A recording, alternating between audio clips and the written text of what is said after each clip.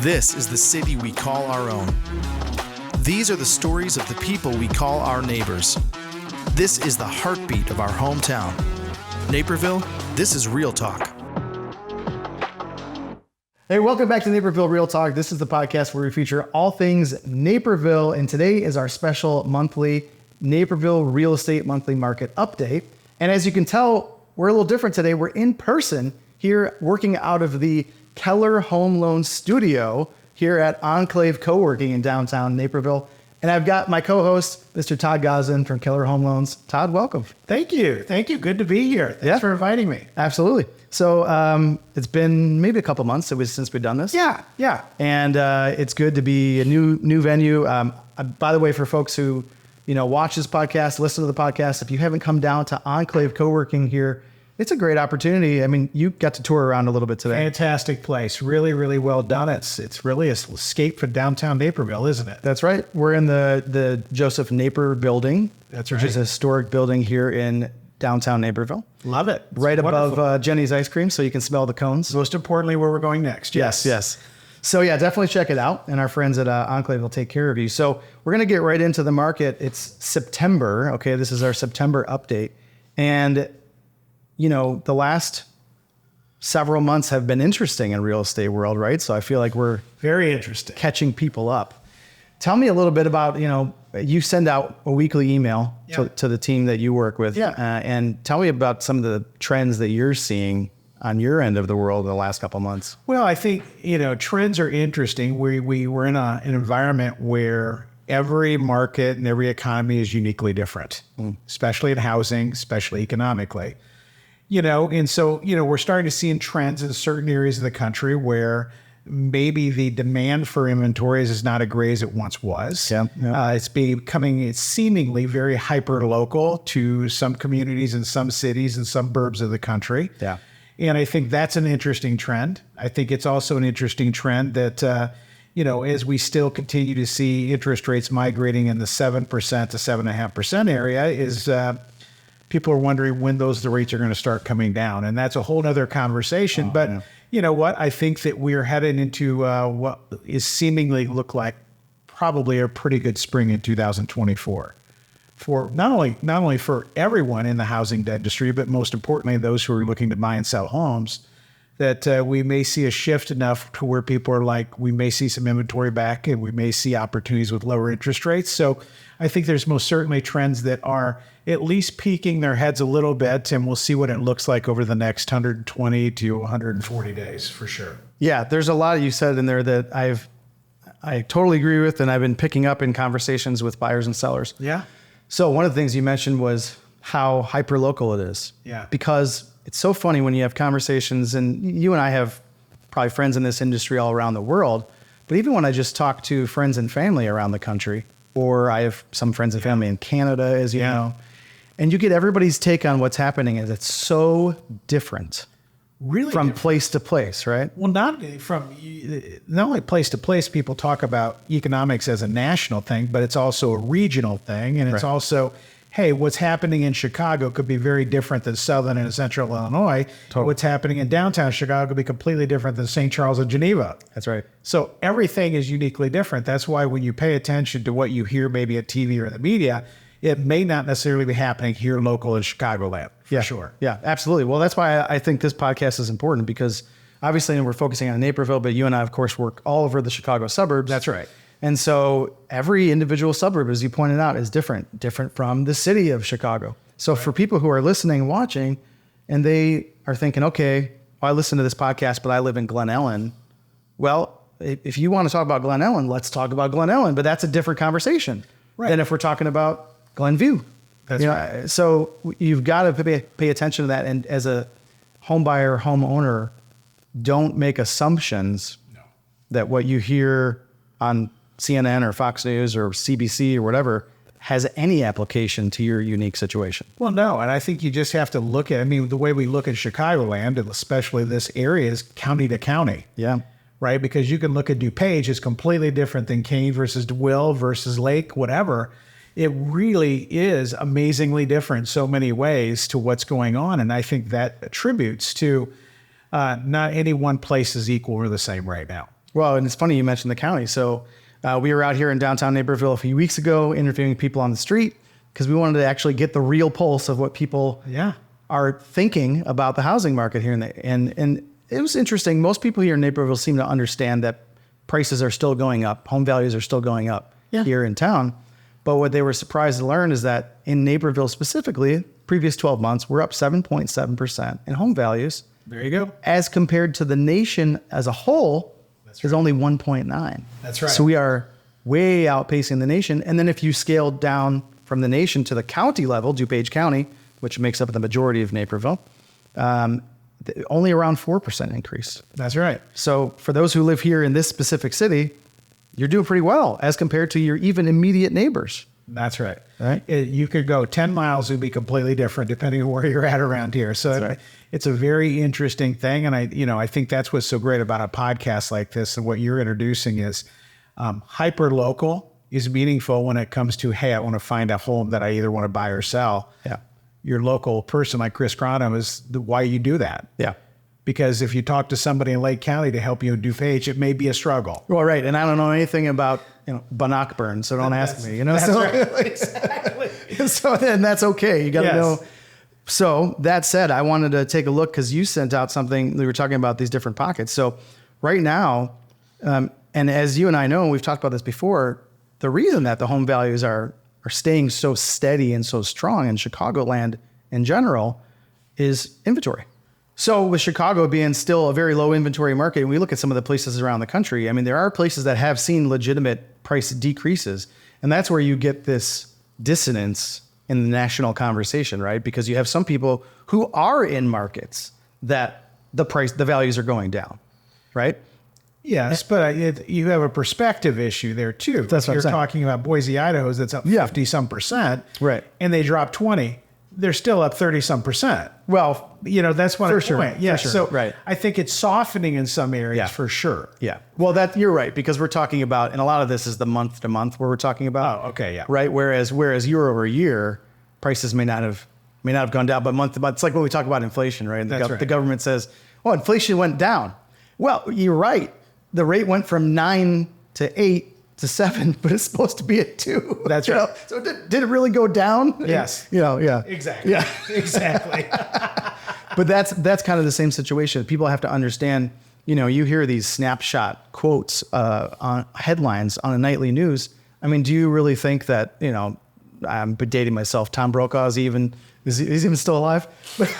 Don't know. You hear these news anchors and they'll just read a headline. They're not familiar with the data. They're just reading something that they've been given because it's a point on a nightly news show. But if you really want to dive into the actual information, you have to talk to local professionals. Right. You have to. I mean, everything in the media that you watch is going to be national. Yeah. Unless they're going to specifically talk about Glen Ellen or Wheaton or Plainfield or wherever, you're getting a gist. But even in this type of market, whatever they say, when you look nationally, it's a very skewed number. Yeah. Oh, yeah. Because Illinois is one of the strongest states in the country when it's coming to real estate. Yeah. And they always have been. Even back 15 years ago during the Great Recession, they really held their own. Well, we've talked about that before, and I have clients that ask me, like, well, why is that? And I mean, I think, macroeconomics is a complicated topic, but what are some of the reasons that you see that maybe Chicago is stronger than some of the other markets? Well, diversity, number one. I mean, now somebody could say, well, what about New York, LA, or whatever? Yeah. But you have diversity in the Midwest, in one of the third or fourth biggest cities in the country. Plus you have diversity in jobs, diversity in corporations, diversity. It's an incredible community. Yeah. And so a lot of people knock Chicago, but there's a lot of benefits to being in Chicago when it comes to something like this. Yeah. Right. So I think that it's just very skewed to what people are led to believe versus the reality of what it truly is. Well, and I think I totally agree with you. The diversity of the job market's huge, right? Because we're not defined by one industry. That's right. Whereas, West Coast, you have a really heavy reliance on the tech industry. Some areas are really heavily reliant on manufacturing, which many of those jobs have gone away. So that's huge. And then even within certain areas, I mean, it's just, the other thing about it is people who come to Chicago, they want to be close, a lot of them want to be close to the city or close to certain areas within the metro area. the problem is we've developed so much of the land here, whereas other markets, maybe out west, where there's a lot more still open land to be developed, you can have this sort of sprawl that keeps things kind of soft because there's always new building happening, and maybe the resale market doesn't have to, has to compete more with the new build market. And so for that, kind of keeps things calmed down. Whereas here, the vast majority is resale. Then we, of course, have new home builders here, but if you want to have a new home built, you're going to be far western suburbs, far southern suburbs, unless you're talking about a custom home, which is always an option. But for the vast majority of people, they're buying resale. And so that's keeping the values up, right? Because there's just not a lot of new homes to add. No, I mean, really, when you get down to Chicago, there's one way to go. That's due west. Yeah. Southwest and northwest. Right. Which is part of why Naperville has, expanded, because we're sort of the anchor of the western suburbs. Right? That's right. So even if you live in Yorkville, Oswego, Plano, a lot of people commute to Naperville for their work. Right. Whereas you get to Nashville, for example, you can live in Nashville and be paying one price for a house and go 30 miles south, and it's like you're in the middle of the country. Yeah, completely different market. Different market, completely different everything, completely different cost to build. So Chicago is very unique. Yeah. I mean, the lake definitely protects us by the borders. Right. Yeah, for sure. We have Indiana and we have Wisconsin. So it's really due west. Yep. Yeah. For everything we do. And that's all privately held land for the most part. It's seeds with farmers and that sort of thing. So we're in a very unique place. So another thing that's interesting is we talk about the difference in locations and how inventory is shaping the market. Price points, I'm noticing now, they always have been. But for folks who might say, how is the market doing? Really kind of depends, right? Are you looking for a $300,000 home? Are you looking for an $800,000 home? That's right. Those are very different markets. And so as I talk to homeowners and buyers and sellers, for instance, right now in Naperville, the 700 to 800 band of pricing is seeing an increase in inventory. That's right. So we went from, and just from this earlier this year, we went from in March, about 1.4 months supply of inventory. So very low on the scale of inventory, strong sellers market, lots of competition. Since then, in only 6 months, we've risen to 2.4, right? So you still say, okay, that's on the lower end of the scale, but that's a big difference. It is a big So now you're not talking about, those homes flying off the shelf with 10 offers. Now maybe the average days on market in that 700 to 799 range right now is 34 days on market. Right. Which looks a lot more like things used to look, right? So it's not only is it hyper local, but then there's hyper specific situations in terms of pricing or whatever. Absolutely. Couldn't agree with that more. So let me ask you this. We've got an election year coming up, right? We're going to start seeing a lot of that as we get into the fall. The debates are popping up and both of these old guys are pissing off half the country, each of them. And so give us a little insight. Historically, do elections do much when it comes to the housing market? And from your end, do they typically have an effect on interest rates? Well, so here's the thing. So we would have to do a study of that, right? Yeah. And so it comes down to economics, because as you lead into any given year, economics do shift, and whether the shifts are very small or very large, right? But I would say that in every possibility, the political world is going to do everything they can not to upset the apple cart in an election year. That's right. Right. So it doesn't matter to me where you're at and where you stand politically. It's that the hope is that we're going to go straight and narrow, and then whoever takes over or continues to run the presidency, they're going to have to deal with that. Yeah. So is that a good thing or a bad thing? Well, we don't know. There's been times where it's not been a great thing because we're just pushing terrible off to a different date. Yeah, right. And there's been dates where it's actually settled the process of what was going on in the economy. So, this is so much unique to what it was 15 years ago, which was unique to what was happening in the early 2000s, to the mid 90s, to dating clear back to 82 in the early 70s. There's really, people say in an election year, we may see just a little less volatility. Unfortunately, decisions don't always inflect volatility. Yeah. It could be a war. Yeah. We are subsidizing and helping with the Ukraine war. Right. There could be this going on. Yeah, there's all of a sudden too many factors. There are so many in our marketplace, meaning the US of A, that could go sideways. And I think the thing that's also added to that volatility is the incredible amount of socializing of every news item. Yeah. Right. 15 years ago, we didn't have what we have today. Access to information. Yeah. And the hard part for everybody is people have to make decisions on whether that information is accurate or an opinion. Yeah. Which causes a whole nother problem set for people, especially. Well, it kind of goes back to the beginning of our conversation about watching it. Because I mean, I can't tell you, I'm sure, I know you know, but for our listeners and our viewers, how much the conversation that I have with clients and prospective clients revolves around things that they're hearing through the grapevine, right? On social media and on the news. And at the end of the day, what you said was, it doesn't necessarily, nor it necessarily shouldn't impact decision-making for you and your family. Now, if we knew, right, if we knew for a fact, right, if you had a crystal ball and you could say, by George, rates are going to go down to 5.5% next March. Well, then sure, I would tell every buyer, well, just wait till next March. Right, sure, why not? Or buy now and refinance or whatever. But the point is we don't know, right? And so I honestly think that gives us freedom and I think it gives home buyers and home sellers freedom, because then you can be free of the chains of worrying about what's going to happen because you don't have any control over it. No, you don't. So control what you can control, which is your bubble, your family, you, if you're a single person, whatever that may be, and don't worry about that stuff because you'll drive yourself crazy trying to do that. Yeah, I can't even begin to stress that. I mean, we are what we call in a skill-based market. Okay. And so I would say to everybody who's listening to this that you choose people that understand the skill-based part of it, and they're going to give you information, whether you like it or not, what's really going on. Yeah. This is not about selling and buying. This is about getting you the right information to make the right decision. Right. And you have to trust that, right? That they're giving you that unbiased to whatever you're reading and whatever you're saying. Yeah. Right. You can never dispute somebody who believes something so strongly because I read it. Yeah. Right. But all you can do is show skill. And so here are the facts. That based on the facts, you can make a decision on what's going on rather than an opinion you've read in an op-ed or something.